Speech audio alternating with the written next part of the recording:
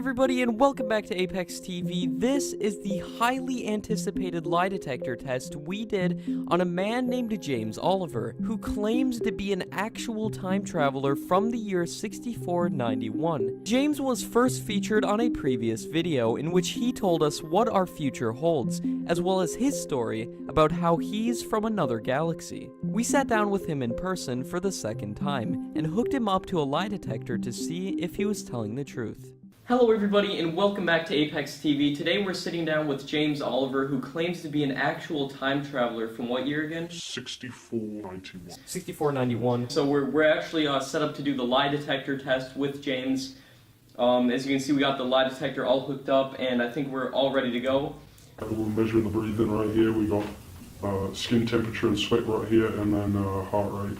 Correct, yes. Heart rates, sweat, and breathing. All being monitored here. I got the screen recording on the laptop as we're going, as well as the camera right here.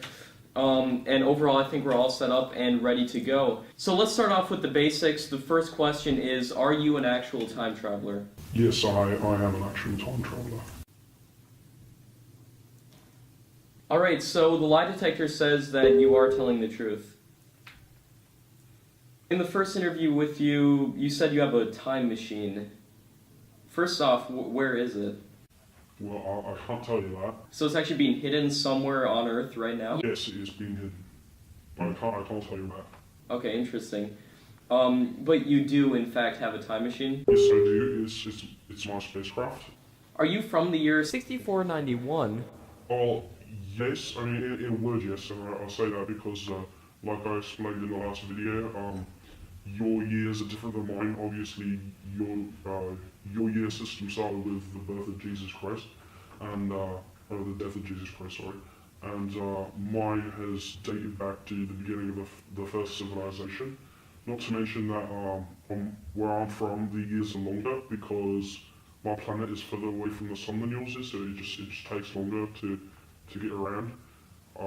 But we have very, very gifted mathematicians working day and night to come up with algorithms like this to calculate the relationship between our years and the years of the various different planets and civilizations that we research.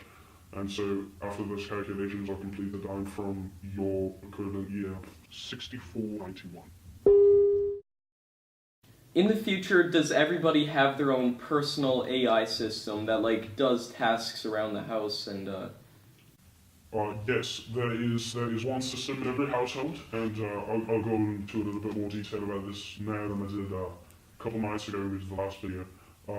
The AI system in the house is the same for all the inhabitants, but the AI can recognize which person is asking something of it, and its system reconfigures to whatever the presets of that particular person are, which is what allows you to have the same AI be customizable by the entire family. It's kind of like if you were to have Australian Siri, and then when you asked your phone, you know, what the weather was, Siri would respond in an Australian accent. But if your sister, for instance, do you have a sister? I don't want to say. Okay, well, or brother, or it doesn't matter. Say, alright, you have a father. We can be sure that. So say your father was he wanted the Siri to be British, and so then when he asked Siri a question, then Siri would respond British. So if your Siri would respond to the Australian, and your father's would respond being British, even though they're both on the same device. You know, it works somewhat like that. Interesting. Is global warming going to be a big issue in the future? Yes, like I said the other night, yes it is.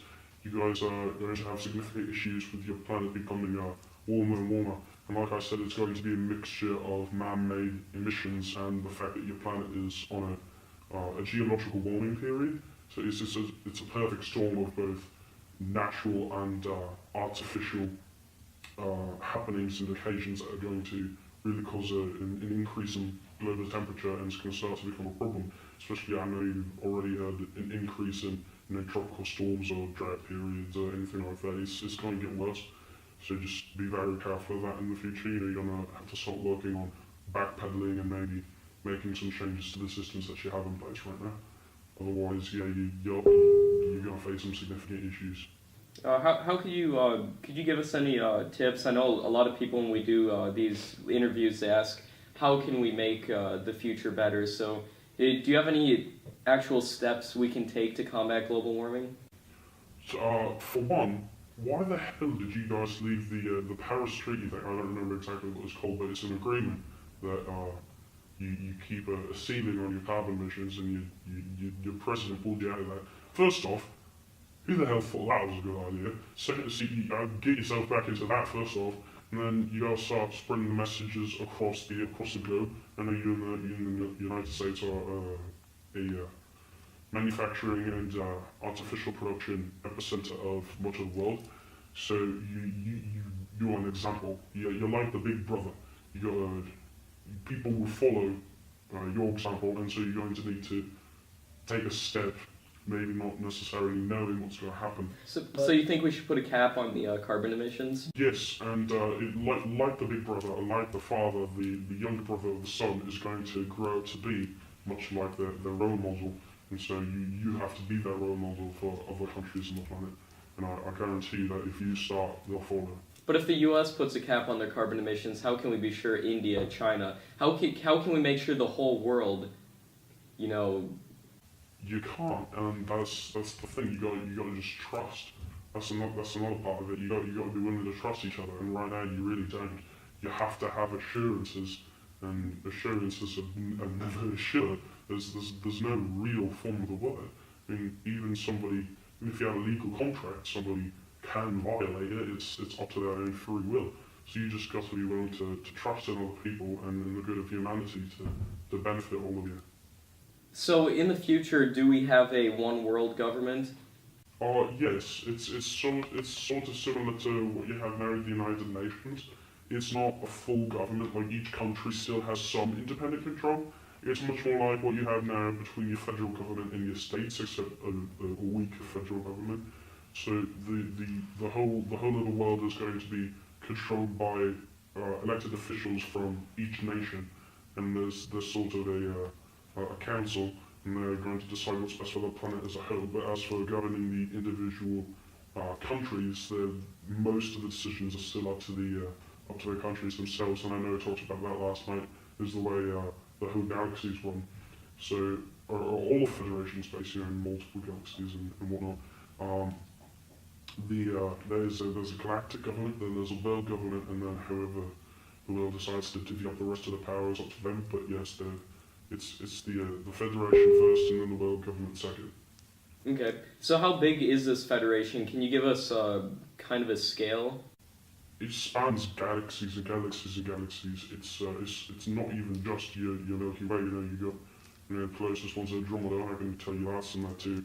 I'm not going to tell you exactly how big it is, but entire clusters of galaxies are part of Federation space. Wow, but not the whole of space itself. The whole of space itself is discovered yet. Have you found all the galaxies?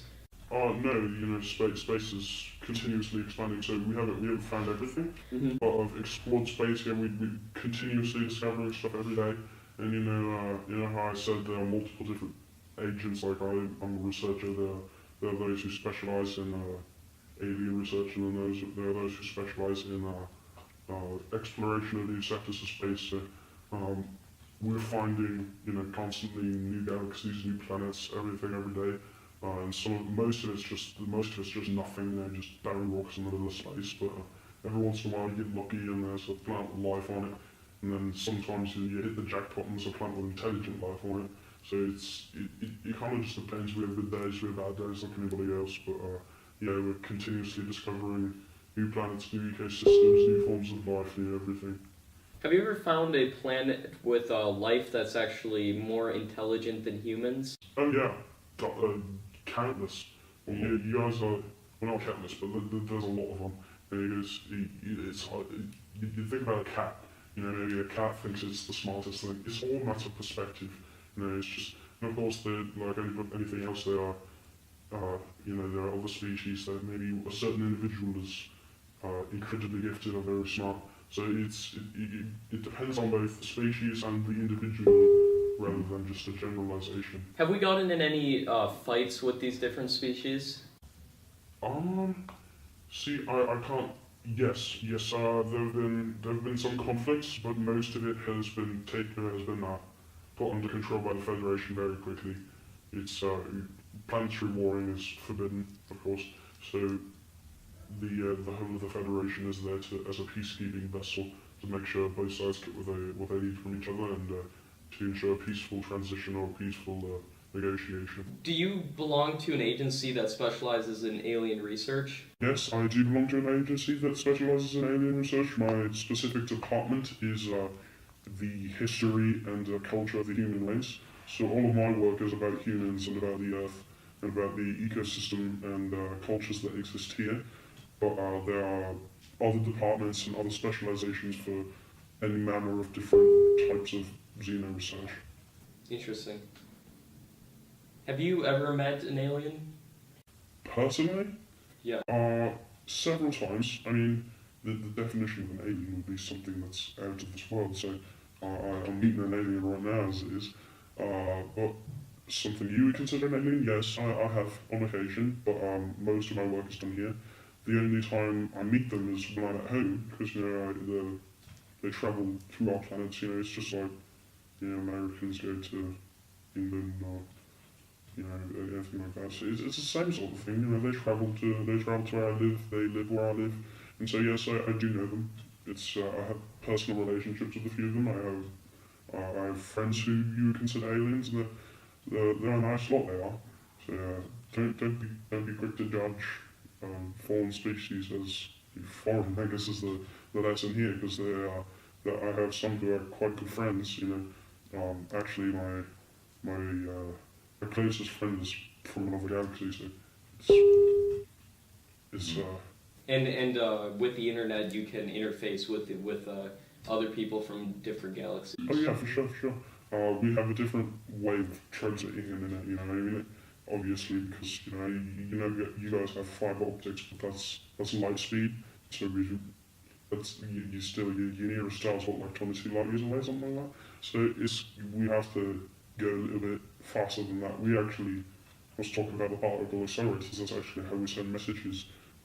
Different combinations of particles. It's like coding, really. Your coding language is you have a transmitter on top of a citadel tower on every planet, and they send specific particles launched from an excessively large particle accelerator. They're accelerated over miles and miles of tubing, and they come out to at least 50 or 60 times the speed of light will be the large files with the slow ones, and then those are intersected by the other planet's citadel towers, and then the communications tower, and then the communications is processed at the communications tower and then distributed as needed to the different locations. It's like mail. So the citadel tower will be your post office. So the post office would then distribute the mail, and so now the citadel tower then translates the information from particles, puts it into a message form or video form or whatever it is, and then transmits that to whatever household or whatever corporation the message is intended for. Mm-hmm. May I ask, what do you miss most about the future? My family. It have to be my family and friends. The personal relationships I've developed. I mean, it's nice to be able to lickety split all over the galaxy, with my spaceship and everything. That's fun. And I have drag races with a couple of my friends just so you can get to different galaxies the fastest one. Yeah, that's great. I miss my spaceship too, but overall, I miss my family the most, and I'm going to want to get back to them as soon as possible, so I'm holding out for that ship to come get me, or rescue to come get me. And again, you don't know when that's going to be? No, I don't. I will be. What's the date today? Is it the 25th of 25th? Alright, so it will be the 3rd of March, I believe, is when I'll be logged as overdue, and then 30 to 35 days after that, when I'm logged overdue a second time, then rescue will be sent to me. But like I said, it's tricky to hit exactly when, so it's going to be at least 2 months, but it could be more than that, I don't know. Do you know about any future U.S. presidents? I can, but I can't disclose that with you, I'm sorry. that's outside, that creates too big of a ripple, as I described in the last video. I'm sorry I can't share that information with you. But your superiors are okay with you coming and talking with us. Yes, there are. I can communicate with my subjects. That is perfectly fine. But there are restrictions as to what I can tell you, of course.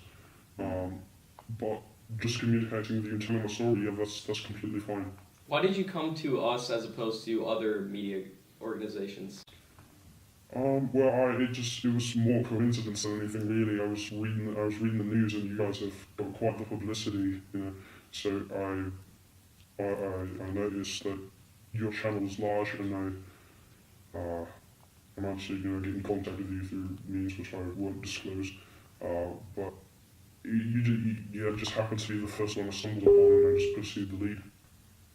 Interesting. I want to thank you for coming out here today and doing this video. I really do appreciate that. Yeah, no problem. And I'm open to do any more videos in the future, such as a potential live stream, if you're open to that. Oh yeah, I'm open to that. Okay, so everybody who's watching this, we might have a live stream coming up in the near future. Again, I want to thank you for coming out here with us today. No problem. And I wish you all the best. You too.